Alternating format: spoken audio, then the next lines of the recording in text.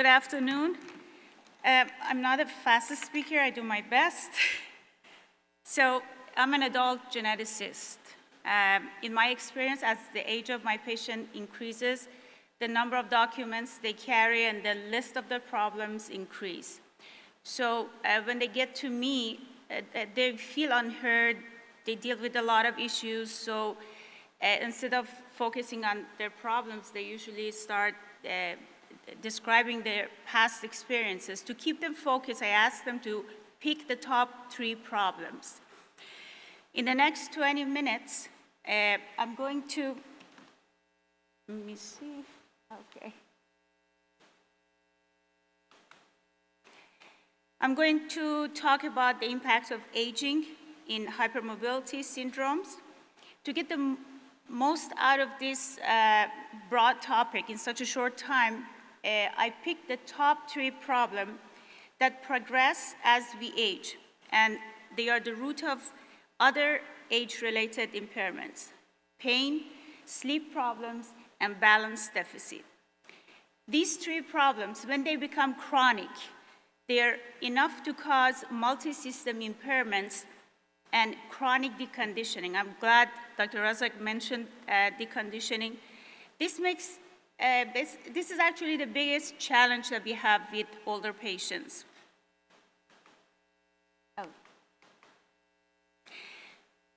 So first, let's look at the most common health issues in hypermobility syndromes and the common age-related morbidities in healthy adults. Chronic joint pain, fatigue, poor sleep, poor balance, sensory and cognitive impairments. They look alike, right? So you may ask, are hypermobility syndromes a form of premature aging, or is aging a disease?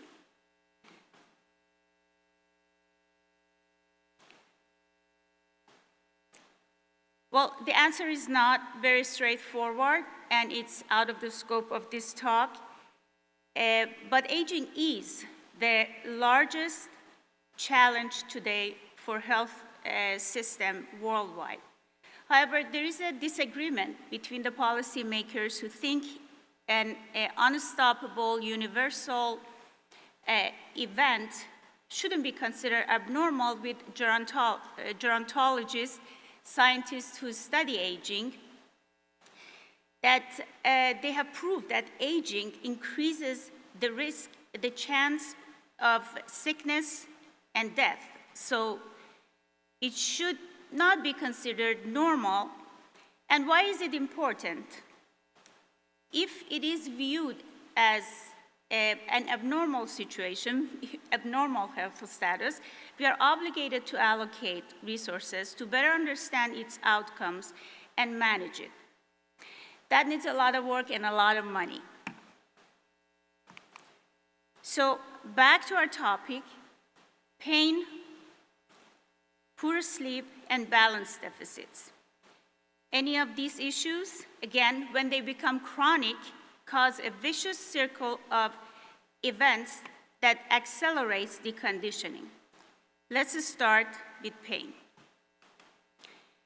Patients with hypermobility experience several types of pain and several etiologies are involved in the pain and pain perception in patients with hypermobility. Not all are very well understood. Generalized musculoskeletal pain is the most frequent complaint. Pain caused by local injury to joints and soft tissue, which is called nociceptive pain. It starts early in life and is usually localized. Over time, progresses to a widespread pain that many patients have problem localizing it or even describing it. Another relatively common pain is neuropathic pain, which present as burning sensation, hyperalgesia, or exaggerated response to minimal stimulation, allodynia, which is,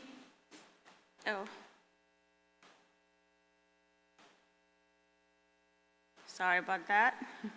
allodynia, which is feeling pain by stimuli that do not normally provoke pain, such as light, odor, or even sound. Other forms of pain are headache, gastrointestinal pain, genitourinary pain, and pelvic pain. Sometimes it's very difficult to identify the source of pain. For example, occipital neuralgia, which is a form of headache, could be because of neck instability. So being able to describe the pain is very important. The course of the events is not precisely alike in everybody. Still, this natural history of pain in hypermobility syndromes apply to many patients. Lack of integrity in connective tissue causes joint instability, causing acute injury, then recurrent injuries causes chronic pain. That brings in other problems like a sleep problem and poor quality of life over time. Again, as pain becomes chronic, enter a downward spiral. Patient enters a downward spiral of events from which the picture of the disease becomes more complex and recovery more difficult.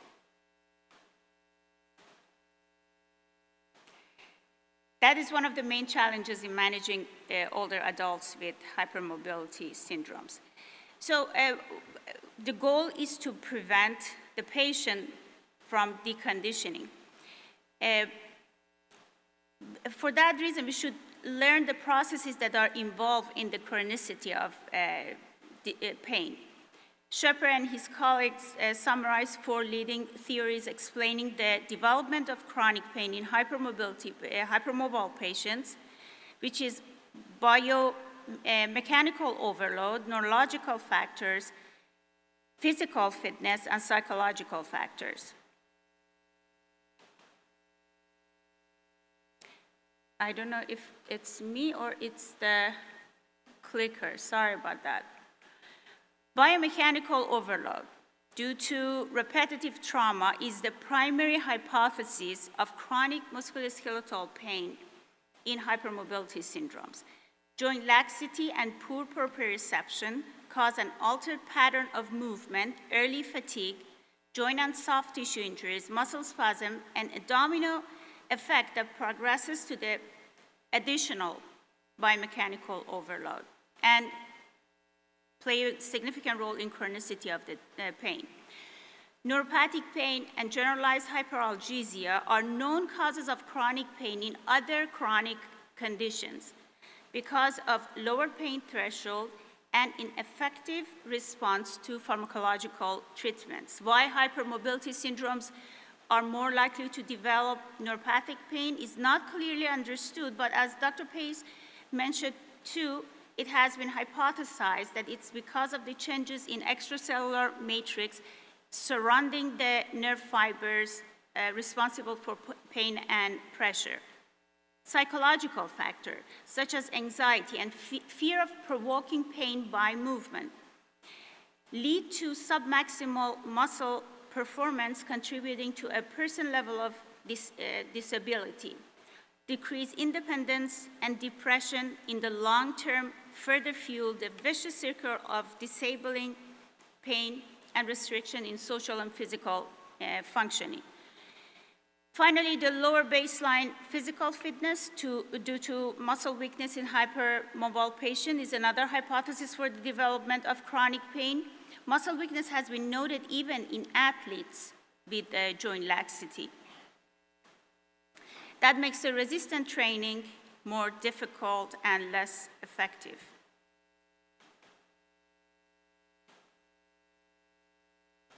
Sleep is the next big player. The sleep structure changes as we age. We tend to sleep more, but the quality of the sleep decreases and causes an increased number of awakening during the night, as well as daytime sleepiness. Slow wave sleep, also known as delta stage, is a portion of non-rapid eye movement, which is critical in restorative sleep, allowing physical recovery and growth. Studies shown that deficits in this stage are associated with microstructural brain abnormalities and muscle degradation. There are many contributors to change in pattern of sleep as we age, including neuroendocrine function, change in neuroendocrine function.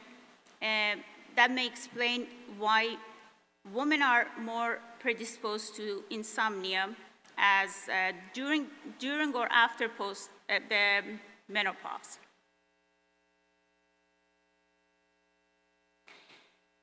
In addition to normal changes, hypermobile patients are prone to sleep apnea and other primary sleep problems.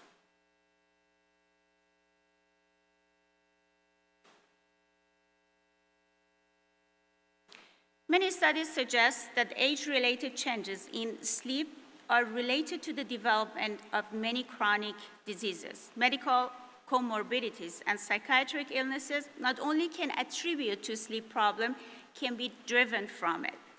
We have learned that hormonal changes, depression, anxiety, pain, muscle spasm, restless leg, malnutrition, changes in social engagement, and lifestyle changes contribute to sleep disturbances in older patients, even in healthy adults as they get older.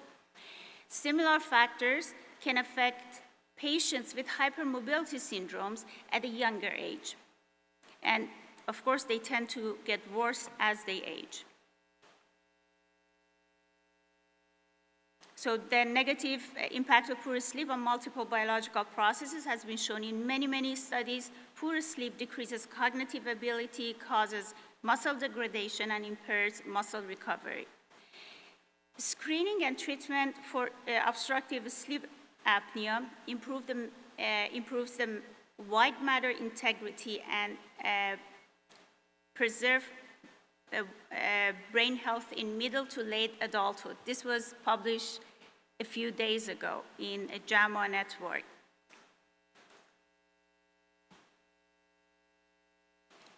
Sleep problems are common in hypermobility syndromes and get worse with aging. Therefore, a comprehensive medical and psychiatric assessment and identification of all risk factors should be offered to every patient who is diagnosed with this condition. And assessment should start, in my opinion, as soon as the diagnosis is made. Management should start with counseling and sleep study to treat the treatable causes. Patient must get educated about sleep hygiene and lifestyle modification preventatively, again, as soon as they have the diagnosis. So if your providers are not mentioning it, demand.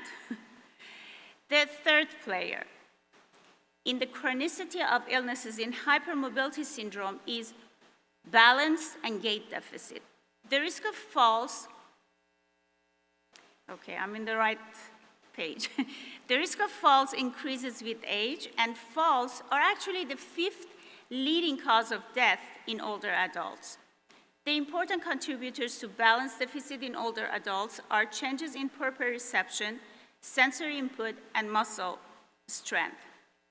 Proprioception, the sense of body position while we're standing or moving, gets signal from mechanoreceptors located in muscle, tendons, and joint capsules. So it's not a surprise that people who have hypermobility, they feel off balance.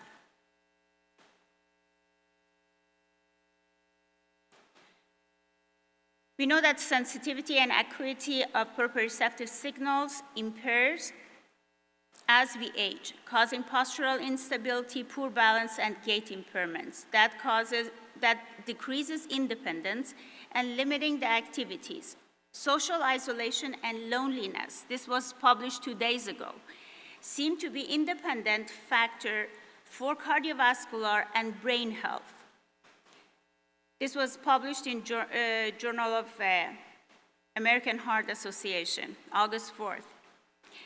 These are common problems in hypermobile patient, which will worsen by aging. Other comorbidities, anxiety disorder, sleep problems, if patients are taking sleep medication, or other risk factors that play a role. How much time do I have? 5 minutes, okay. So how do we know that we have poor perception? Just read this: clumsiness, dropping, bumping to things, avoiding certain movements because you fear of falling, not being able to walk on a straight line. And what I do in my practice, I ask the patient to stand on one leg. Or if you feel more secure in tight clothing, if you have any of these symptoms, talk to a sport medicine specialist, a neurologist, or a PM&R, and get evaluated, because the level of instability can be different in different people. So I'm not going to talk about management because you heard it, I heard it from other experts. And deconditioning, you learned, Dr. Razak mentioned it. It's a very important concept, and we face it in many chronic illnesses. It's not specific to hypermobility syndromes. Sarcopenia, I want you to be familiar with this term, is a natural cause of aging that we tend to lose muscle mass and muscle strength. Any healthy adult is at risk for it. Around 4th decade of life, in a linear fashion, we start to lose muscle mass. If you're lucky to get to 8 decades of life, we lose about 50% of our muscle mass.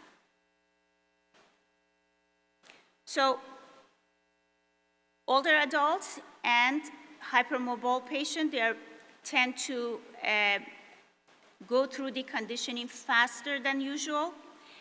For hypermobile patients, there are so many players: muscle weakness, pain, poor balance, injuries, dysautonomia, fear of movements. It all causes more pain, more muscle loss, add to quality of the sleep, causes anxiety, causes osteopenia, and loss of independence. These are all the reasons for a patient with hypermobility to go through, to become deconditioned faster.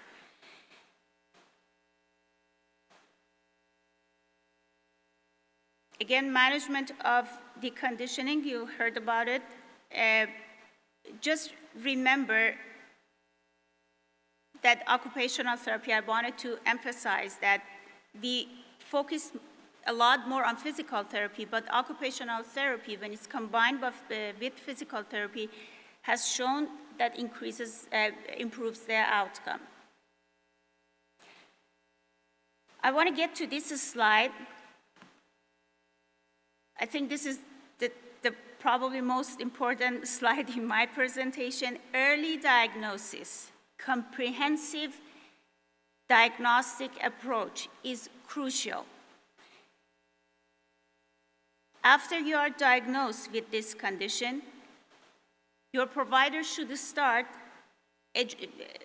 education and start preventative measures along with treating the symptoms. And integrative management is very important. You heard so many systems can be affected, and you should ask for a personalized treatment plan. And if you're lucky, we can detect this condition at earlier age, and we can start preventative measures on time. So until we have enough providers familiar with the condition, educate yourself. There are resources available to you through National Institute of Aging and Ehlers-Danlos Society, and keep your providers on their toes. I skipped some of the slides. I hope I can answer your questions. Thank you so much.